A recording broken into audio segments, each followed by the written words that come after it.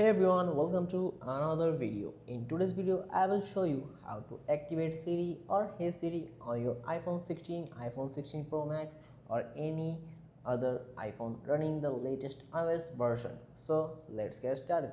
First of all, open your settings on your iPhone, scroll down and find the Apple Intelligence or the Siri, or you can search it from the search bar. Get the Siri option, tap on it. If you want to use Siri, select talk to Siri option. From there you will see an option to turn it on, so choose enable Siri to proceed. Then follow the prompts to set up Siri. You will be asked to say a few commands like hey Siri, how's the weather, or something, or Siri or hey Siri. Once Siri set up, it's ready to use. You will see a confirmation that Siri is ready after tap on it.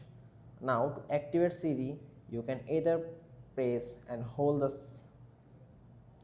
side button or simply say hey Siri and give me a command. If you want to enhance your experiments with Apple Intelligence, you can enable it for a more personalized Siri. But if you prefer just Siri, that works too.